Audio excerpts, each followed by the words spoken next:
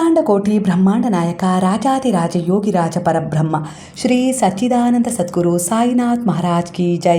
ಗುರುವಿನ ಪಾದಾರವಿಂದಗಳಿಗೆ ವಂದಿಸುತ್ತಾ ನಮಸ್ತೆ ಸ್ನೇಹಿತರೆ.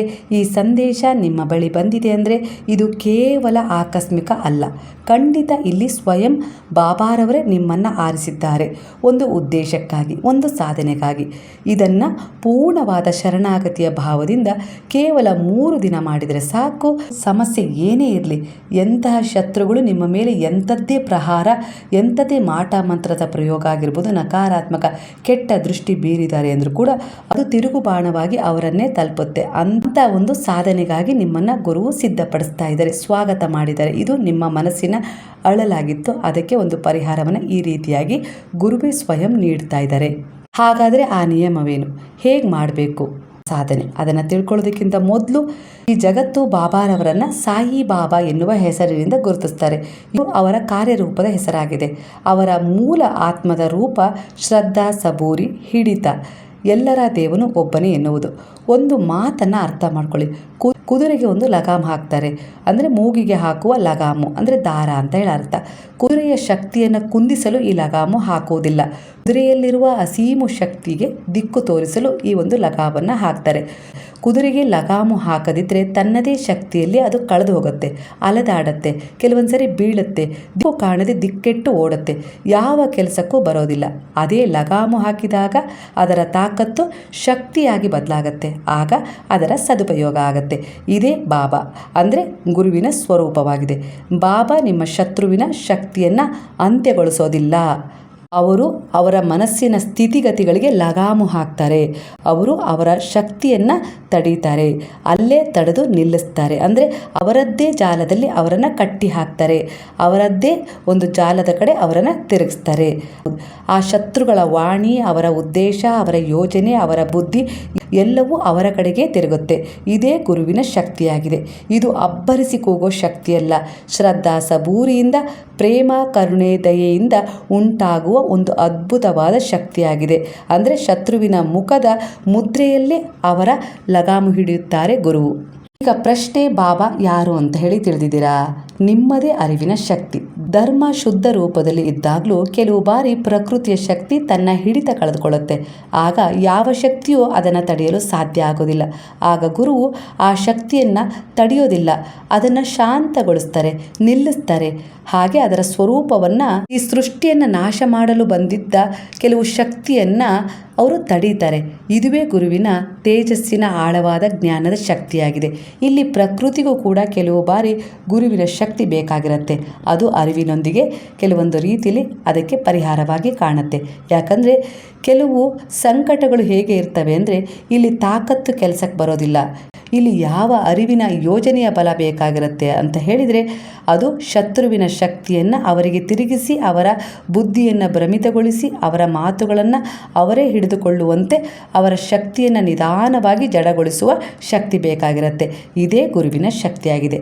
ಕೆಲವು ಬಾರಿ ಗುರುವಿನ ಅರಿವಿನ ಶಕ್ತಿ ಸೃಷ್ಟಿಯ ನಾಶವನ್ನು ಸಹ ತಡೆಯುತ್ತೆ. ಹಾಗಾಗಿ ಮನುಷ್ಯನ ದೊಡ್ಡ ಶತ್ರು ಮತ್ತು ದೊಡ್ಡ ಶಸ್ತ್ರ ಅವನ ವಾಣಿಯೇ, ಅಂದರೆ ಮಾತಾಗಿದೆ. ಸುಳ್ಳು, ಇನ್ನೊಬ್ಬರ ಮೇಲೆ ಆರೋಪ ಮಾಡೋದು, ಇನ್ನೊಬ್ಬರ ಜೀವನ ಹಾಳು ಮಾಡುವ ಯೋಜನೆ, ಕೆಲವು ಒಳ್ಳೆಯ ಸಂಬಂಧದಲ್ಲಿ ಮಾತಿನ ಮೂಲಕ ವಿಷದ ಬೀಜ ಬಿತ್ತೋದು. ಹಾಗಾಗಿ ಬಾಬಾ ಇಲ್ಲಿ ವಾಣಿಯ ಮೇಲೆ ನಿಯಂತ್ರಣವನ್ನು ಇಡಲಿಕ್ಕೆ ಪ್ರಯತ್ನ ಪಡ್ತಾ ಇದ್ದಾರೆ. ಅಂದರೆ ನಿಮ್ಮ ಶತ್ರುಗಳು ಮಾತನಾಡಲೇಬಾರದು. ಯಾರ ಮೇಲೆ ನಿಯಂತ್ರಣ ಇಡಲಿಕ್ಕೆ ಪ್ರಯತ್ನ ಪಡ್ತಾ ಇದ್ದಾರೆ ಈ ಸಮಯದಲ್ಲಿ ಅಂದರೆ, ನೀವು ನಿಮ್ಮ ಶತ್ರುಗಳ ವಿಚಾರದಲ್ಲಿ ಪ್ರಾರ್ಥನೆಯನ್ನು ಸಲ್ಲಿಸಿದ್ರಿ ಅಲ್ವಾ? ನಿಮ್ಮ ಶತ್ರುಗಳು ಮಾತನಾಡಲೇಬಾರದು. ಅವರು ಮಾತನಾಡಲೇ ಇಲ್ಲ ಅಂದರೆ ಇನ್ನೇನು ಮಾಡೋಕ್ಕೆ ಸಾಧ್ಯ ಹೇಳಿ? ಅಂದರೆ ಮನುಷ್ಯನ ಮಾತಿದೆಯಲ್ಲ, ಅದೇ ಅವನ ಬುದ್ಧಿಯನ್ನು ಭ್ರಮಿತಗೊಳಿಸೋದು, ಹಾಗೆ ಇನ್ನೊಬ್ಬರ ಮೇಲೆ ಅದು ಪ್ರಭಾವ ಬೀರೋದು. ಅಂದರೆ ಅವನು ಹಾಳಾಗಬೇಕು, ಹಾಗೆ ಹೀಗೆ ಅಂತ ಹೇಳಿ ವಾಣಿಯ ಮೂಲಕ ಅವನು ಯೋಚಿಸ್ತಾನೆ. ಅದರ ಮೂಲಕ ಅವನು ಕಾರ್ಯರೂಪಕ್ಕೆ ಆ ಕೆಲಸವನ್ನು ತರ್ತಾನೆ. ಇನ್ನೊಬ್ಬರ ಮೂಲಕ ಹೇಳಿ ಮಾಡಿಸೋದಾಗಲಿ, ಏನೇ ಆಗಲಿ ಆ ಕುತಂತ್ರಕ್ಕೆ ದಾರಿಯಾಗೋದು ಅವನ ವಾಣಿ. ಆ ವಾಣಿಯ ಮೇಲೆ ಲಗಾಮು ಹಾಕ್ತಾರೆ, ನಿಯಂತ್ರಣಕ್ಕೆ ತರುವ ಕೆಲಸವನ್ನು ಇಲ್ಲಿ ಬಾಬಾ ಮಾಡ್ತಾರೆ. ಹಾಗಾದರೆ ಈ ಸಾಧನೆಯನ್ನು ಹೇಗೆ ನೀವು ಕರಗತ ಮಾಡ್ಕೊಳ್ಬೇಕು, ಗುರುವನ್ನು ಹೇಗೆ ಒಲಿಸ್ಕೊಳ್ಬೇಕು? ಮಾಡಬೇಕು. ಅವರಿಗೆ ಪ್ರಿಯವಾದ ಬಣ್ಣ ಹಳದಿ. ಅಂದರೆ ಅರಿಶಿನ ಕೇವಲ ಒಂದು ಬಣ್ಣವಲ್ಲ, ಇದು ಗುರುವಿನ ಒಂದು ಗುರುತಿನ ಬಣ್ಣವಾಗಿದೆ.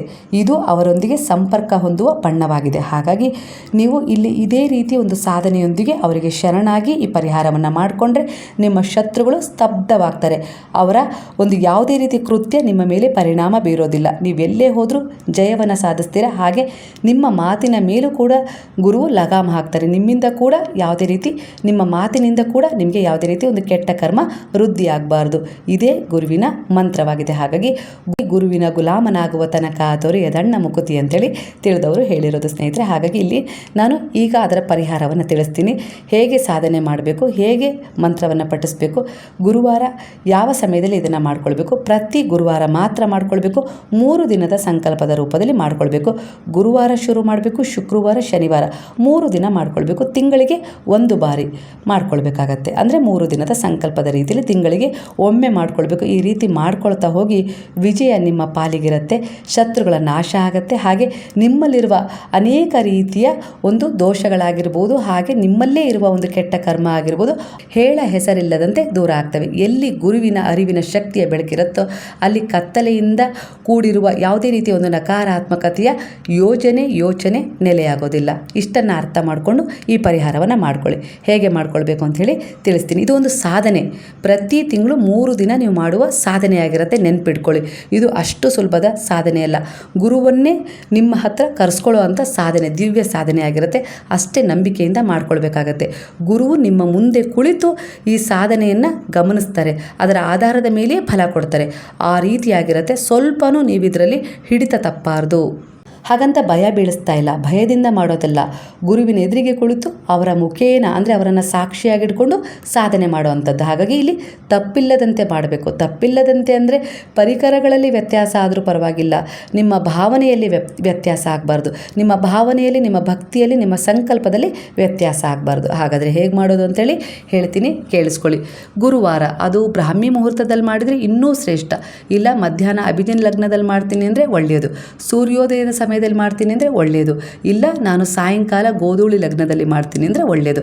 ಆದರೆ ನಾನು ಹೇಳೋ ಮಟ್ಟಕ್ಕೆ ಹೋದರೆ ಇದನ್ನು ನೀವು ಬ್ರಾಹ್ಮಿ ಮುಹೂರ್ತದಲ್ಲಿ ಮಾಡಿದರೆ ಒಳ್ಳೆಯದು. ಸಾಧನೆ ಯಾವಾಗಲೂ ಬ್ರಾಹ್ಮಿ ಮುಹೂರ್ತದಲ್ಲೇ ಮಾಡಬೇಕು. ಅದರ ಫಲ 100% ಸಿಗುತ್ತೆ. ಮನಸ್ಸು ಮತ್ತು ವಾತಾವರಣವೂ ಕೂಡ ಪ್ರಶಾಂತವಾಗಿರುತ್ತೆ. ಆಗ ನಾವು ಕಳಿಸುವ ಸಕಾರಾತ್ಮಕ ಊರ್ಜೆಗಳು ನೇರವಾಗಿ ಭಗವಂತನನ್ನು ತಲುಪ್ತವೆ, ಯಾವುದೇ ರೀತಿ ಅಡ್ಡಿ ಆತಂಕ ಇಲ್ಲದೆ. ಅದೇ ನೀವು ಮಧ್ಯಾಹ್ನದಲ್ಲಿ ಮಾಡಿದಾಗ ಜಗತ್ತಿನ ಭೌತಿಕ ಮಾಯ ಗೌಜು ಶುರುವಾಗಿರುತ್ತೆ. ಆಗ ನೀವು ಕಳಿಸುವ ಪ್ರಾರ್ಥನೆ ಅನೇಕ ರೀತಿಯ ಅಡೆತಡೆಗಳೊಂದಿಗೆ ಹೋಗಿ ಬ್ರಹ್ಮಾಂಡವನ್ನು ತಲುಪುತ್ತೆ. ಅರ್ಥ ಮಾಡ್ಕೊಂಡಿದ್ದೀರಾ ಅಂತೇಳಿ ಅಂದ್ಕೊಳ್ತೀನಿ. ಹಾಗಾದರೆ ಈ ಸಾಧನೆ ಹೇಗೆ ಮಾಡೋದು ಅಂತೇಳಿ ತಿಳಿಸ್ತೀನಿ. ನಿಧಾನವಾಗಿ ಕೇಳಿಸ್ಕೊಳ್ಳಿ. ಯಾವಾಗಾದರೂ ಮಾಡಿರಿ, ಆದರೆ ಶ್ರದ್ಧೆಯಿಂದ ಭಕ್ತಿಯಿಂದ ಮಾಡಿ.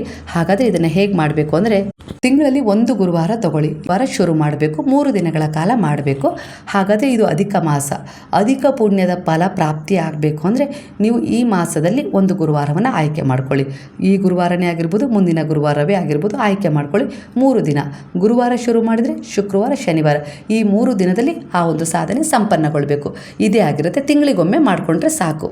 ಗುರುವಾರ ಬೆಳಗ್ಗೆ ಪ್ರಾತಃ ಕಾಲದಲ್ಲೇ ಎದ್ದೇಳಬೇಕು.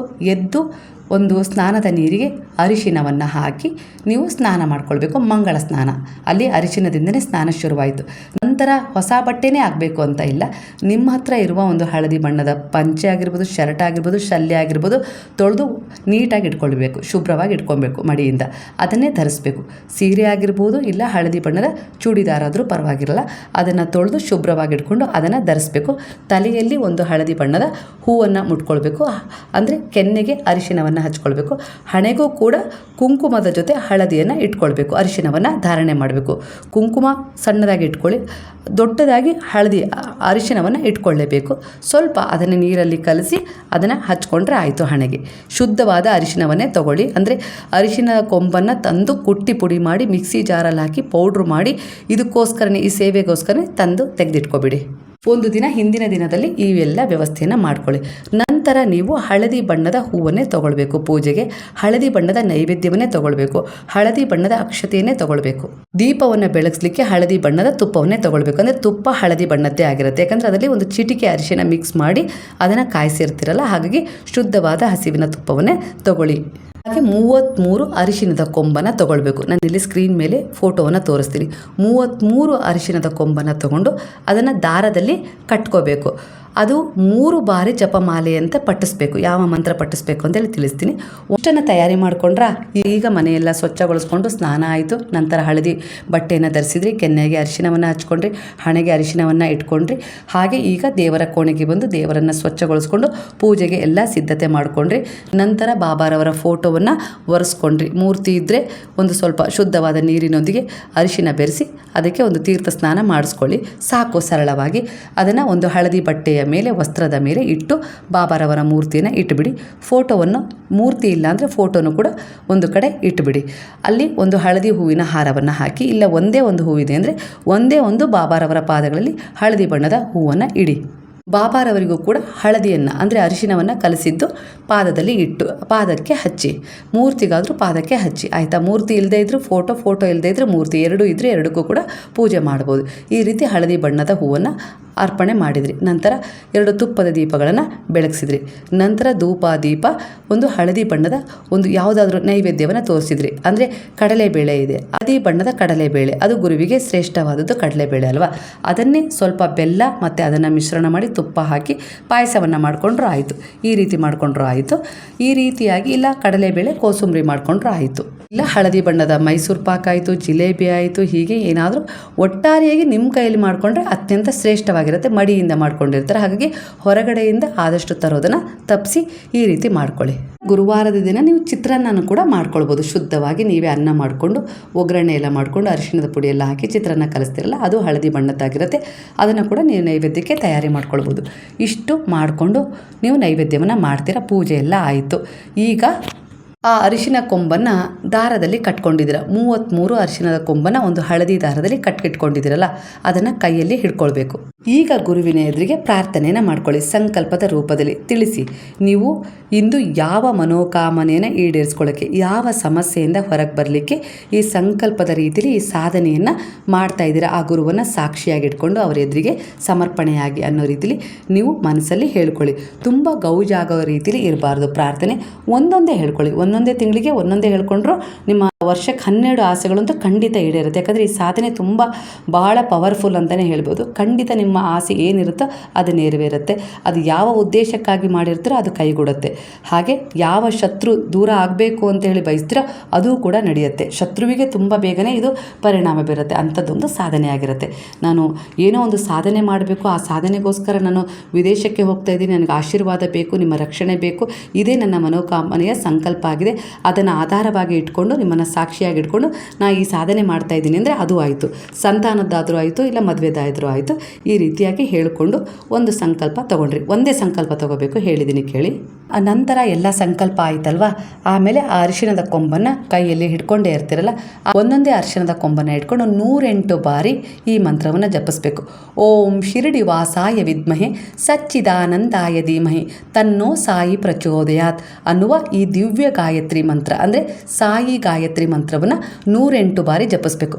ನಿಮ್ಮ ಕೈಯಲ್ಲಿರೋದು 33 ಅರಿಶಿಣದ ಕೊಂಬಿನ ಮಾಲೆ ಇದೆ. ಅದನ್ನು 3 ಬಾರಿ ಜಪಿಸಿದರೆ, 3 ಬಾರಿ ಆ ಮಾಲೆಯನ್ನು ಪೂರ್ಣಗೊಳಿಸಿದರೆ 99 ಬಾರಿ ಆಗತ್ತೆ ಅಲ್ವಾ. ಇನ್ನು 9 ಬಾರಿ ಅದರಲ್ಲಿರುವ ಅರಿಶಿಣದ ಕೊಂಬನ್ನು 9 ಅರಿಶಿಣದ ಕೊಂಬನ್ನು ಜಪಿಸಿದರೆ ಎಷ್ಟಾಗತ್ತೆ? 108 ಆಗತ್ತೆ. ಅರ್ಥ ಆಯ್ತಲ್ಲ ನಿಮಗೆ?